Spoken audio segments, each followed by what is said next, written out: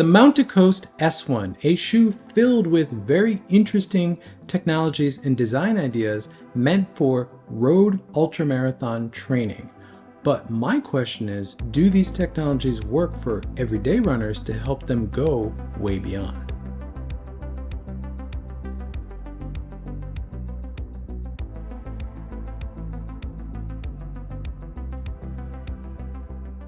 I first became aware of Mount to Coast last fall in all the coverage I reviewed of the running event in Austin, Texas, which I believe is one of two events that they debuted at last fall.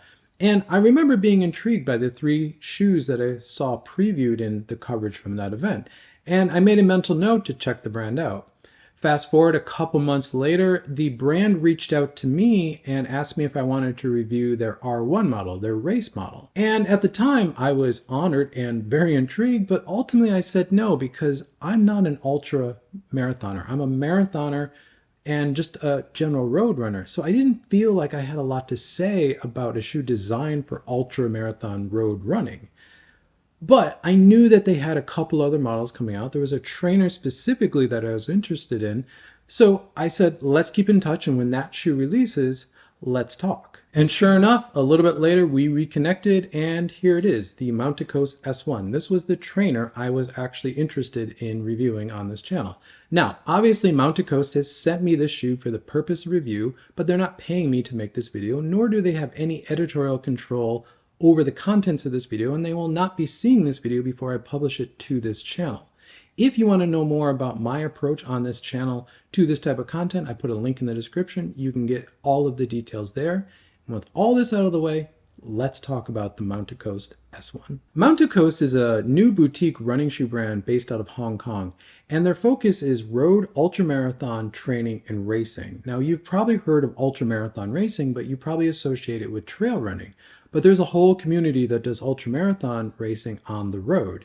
And these are your typical multi-day stage racing format where you're running 50 miles or 80 kilometers a day for 15, 20 days. They could be 24, 48-hour races, and often they're backyard format where you're running the same loop every hour until it's done. And the requirements of this type of training and racing are intense. And this focus allows Mount to Coast to really explore some new areas and new ideas in running shoe design that just aren't really needed in more mainstream shoes. But a lot of these ideas have benefits for really any type of runner. Looking at the specs of the S1, what do we actually have here? Well, we have 36 mil foam in the heel, 26 mil foam in the forefoot, giving you a 10 mil drop. The shoe weighs 9.3 ounces or 265 grams in the standard US men's size 9 reference size that everyone uses. And starting with the upper on the S1, we have a very simple engineered mesh upper with some overlays on it. It has a sock-like booty inside, which is also a mesh, which gives the tongue a bit of a gusset feeling. But what that gives you is a very locked-in feeling in this shoe. However, since this is a shoe meant for the rigors of ultramarathon training and racing, you want a generous fit as far as width. Now, this is not a wide shoe, but again, your foot's going to swell when you're on your feet for hours and hours and hours at a time. So the fit in this shoe needs to accommodate that type of swelling in your foot. And there's a couple key things in here. This TPU toe bumper on this shoe does a really good job of keeping the material off of the toe and the forefoot of this shoe and leaving a lot of room in here. Now, I would call this a generous fit, but that sock-like booty inside conforms to the foot really nicely. And while it is a generous fit, you definitely feel held down by the shoe. It's not a sloppy fit where there's a lot of room to wiggle around, but it's also not something that's constricting to the foot. The Achilles flare on this shoe is extremely solid, and there's some minimal padding around the ankle collar, but the lockdown in the heel of this shoe is actually quite good. The tongue is very simple, very minorly padded, and overall, I think the upper on the shoe is very streamlined. There's not a lot of unnecessary overlays and whatnot on this upper, and I think it does a really good job of being breathable, containing the foot, but allowing the foot to spread out over longer distances. Moving to the lockdown of the shoe, I'm going to say the lockdown is actually really nice in this shoe. It has a very simple eyelet chain, very traditional. It's one of the things that's different about this shoe over the R1, the race model, is that it has a more traditional eyelet chain.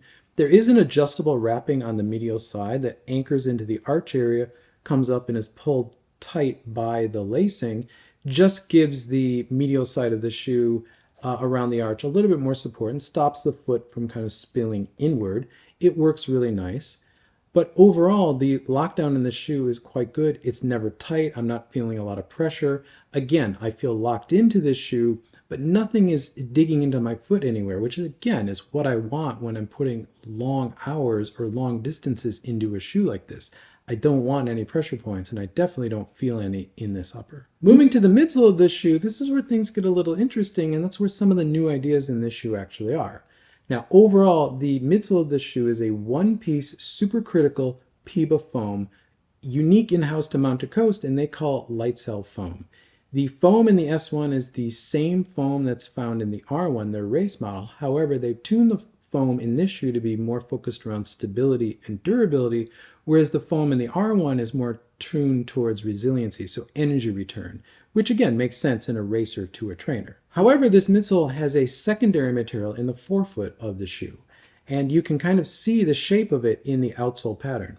There's another piece of material that starts here at the base of the big toe, goes across the ball of the foot into the lateral side, about where a forefoot or midfoot striker would be landing. And that's a technology that the brand is calling their zero sag technology. And what that actually is a piece of urethane that is directly under the foot at the top of the midsole that provides a type of stability to the shoe. And putting urethane in the midsole of a running shoe is an interesting idea. It's one that I don't think I've seen anywhere else, at least the way it's done here.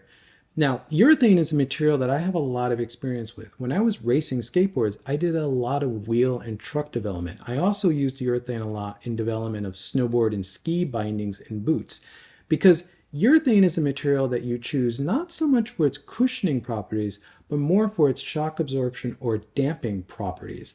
What urethane is really good at is isolating out vibration and chatter in a system, which is why on Mount to Coast website, they point out that the material for the zero sag insert is actually used in race car shocks, which is true. It's generally at the mounting points for shocks, again, to remove chatter in the system. So putting in a running shoe is a quite interesting idea that results in a very interesting ride. I'll get to the ride in a moment, but there's another technology I need to talk about in this midsole, and it's what Mount to Coast calls their GoFlow technology, which is their overall midsole geometry. Now, I would consider this a fairly traditional geometry, very light heel bevel, very low toe rocker, but the pivot point for the toe rocker starts quite far back. It's about here, so it's well behind the ball of the foot, which makes this shoe very agile on toe off. I'm not going to call it rolly because there's not a big forefoot toe rocker here, but this shoe very much wants to transition you up off the toe. It's quite a nice feeling, but also part of this GoFlow technology, again, you can see in this outsole, it's this line right here, which is in combination with that zero sag insert that's directly under the foot. What that's doing is giving this shoe a very natural flex. You can see the flex grooves in this outsole, and that urethane insert is providing some stability for your foot. It's not like a TPU shank in the midfoot. It's not like a plate. There's not really torsional rigidity to this shoe. It's just channeling the forces of the foot through the stride from heel to toe and really toeing you off. Additionally, the zero sag insert is giving this shoe more stability, not in a traditional way. There's no sort of posting or sidewalls in this shoe. It's more you're getting a very solid platform that you're landing on that feels quite different from a supercritical PIBA foam. Because if you run in supercritical PIBA foams, they typically feel very hollow. That's just the nature of PIBA.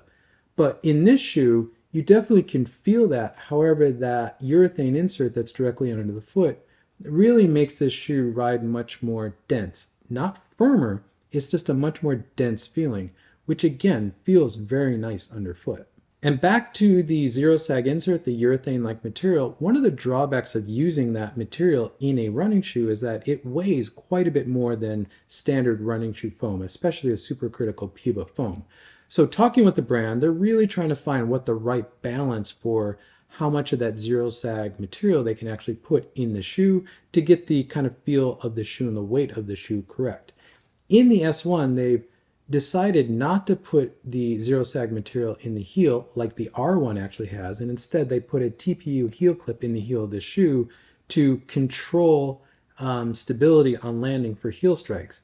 Now, I'm not the biggest fan of TPU heel clips in shoes. My experience with the Nike Infinity Run series and the Invincible series has been a bit mixed, but I will say that heel striking in this shoe, you definitely feel this TPU heel clip grab the heel, control it, center it so that you can get into the midfoot and forefoot of the shoe, which is really where the magic is as far as technology and geometry. But I don't think that this heel clip is really going to get in the way and cause some of the problems that it would typically for me in Nike's execution. Because the difference is Nike's execution always kind of came up almost into the midfoot, especially on the Infinity Run series, where this one stops really right here in the heel. Really what this TPU heel clip is actually doing is just, again, supporting the heel on heel strike, centering, and moving you forward. I think it's actually a really nice solution for this midsole overall. And moving to the outsole of this shoe, we have ample material coverage on this outsole, and it feels very durable. I have run this shoe on wet and dry, and I've had no grip issues. And after about 50 kilometers in this shoe, about 30 miles, I'm seeing almost no wear in this outsole. Not that I would expect a lot of wear on the outsole, but I'm not even seeing the sort of pattern, the rough pattern that's on this outsole really rubbing off yet, which is actually quite remarkable. So the outsole material on this shoe and the amount of outsole material that's very thick is definitely going to last for many, many miles and kilometers. Now that I've gone over all of the technologies in this shoe, what does it actually feel like to run in? Well, one of the first things I noticed about this shoe on my first run was that this shoe feels like there's a lot more shoe than actually is here. Remember, this has 26 millifoam in the forefoot, which for me, someone who likes low stack shoes, feels great. But I'm going to say because of the technology, the zero sag insert, that urethane insert in the forefoot of the shoe, this shoe runs more like there's about 30 millifoam in the forefoot because of that urethane insert, because of the properties of that urethane-like material. It just makes this shoe feel denser, not less cushion, just there's more material under the forefoot of the shoe, and you definitely notice that on the run. But you're not getting the bulk of all this extra foam underfoot. You're getting a very streamlined shoe that I think is very intelligently designed from a geometry standpoint to really maximize that midsole technology, the zero sag insert and the supercritical PIBA foam. The other thing I really notice about the ride of the shoe is the geometry of the shoe, their GoFlow technology, which again is a combination of a more traditional geometry and that zero sag urethane-like insert in the forefoot of the shoe. Now, as a forefoot striker, I'm landing directly on that zero sag urethane-like insert, and this shoe, as I've already said, feels very dense underfoot, very cushioned, but it just feels like there's more foam underfoot. Combine that with the geometry of this midsole, which again is eager to get me up over the toe and has a very wide contact patch, so it's very stable, just gives me a very anchored feeling. When I've been heel striking in the shoe, the TPU heel clip really centers my heel, brings me into the midfoot, and again helps me engage the forefoot of the shoe, the zero sag technology, and getting me on toe off. Overall, it just works really well. The pivot point for the rocker being as far back as it is just makes this shoe just very natural to keep toeing off. It's not a rolly feeling because again, there's not a heavy rocker here, but it just keeps toeing off. It's also not an aggressive feeling. Now, according to Mount to Coast, this shoe is designed for 5 to 9 minute per kilometer pace or 8 to 14 minute per mile pace.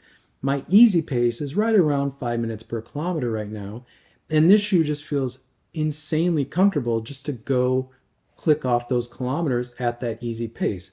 It's comfortable, it's smooth, the supercritical PIBA foam is protecting my legs and helping recovery post-run. It just does everything that's really designed to do, and it does it really nicely. The shoe this feels the most similar to is going to sound a little odd, but every time I've been running in this shoe, I keep thinking about this shoe, and that's the Asics Superblast. Now, this is not an Asics Superblast replacement, and it does not have the exact same feel. But one of the things I've always loved about the Superblast is the width under the forefoot, the stability and how anchored that feels, as well as the firmness of the overall platform. But one of the things I never really loved about the Superblast was just how much foam there was. I just always wish there was less foam in that shoe. And that's kind of what I got here. So I'm getting a lot of the benefits of the supercritical PIBA foam, the geometry, the extra density from the zero sag urethane-like insert in the forefoot of the shoe, and that combines to give me a very stable, very positive ride, which again feels incredibly good underfoot. This is a shoe I'm definitely going to be spending a lot more time in this year because I want to see how consistent this is, and I want to see how much wear I can actually get out of this shoe. But what I will say is I think this is a very, very viable option as a daily or volume trainer for specifically marathoners. If you want a shoe just to go out and get all of those long miles in, and again, remember for marathon training, our long run is 32K, about 20 miles, or about maybe 3 hours on the road, which given what this shoe is designed for ultra marathon training, that type of run is sort of a middle distance run for what this shoe is designed for. So this shoe is definitely going to work really well for a marathoner looking for a training tool for all of that volume running.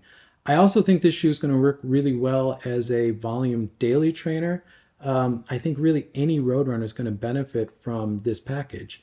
And overall, for the first shoe, or really the second shoe from a brand new brand, it's really a remarkable shoe. I think the build quality is really good, the feel is really good, the technology all works together. There's nothing in here that feels like a gimmick, or there's nothing in here that's really waving like this is the marquee technology.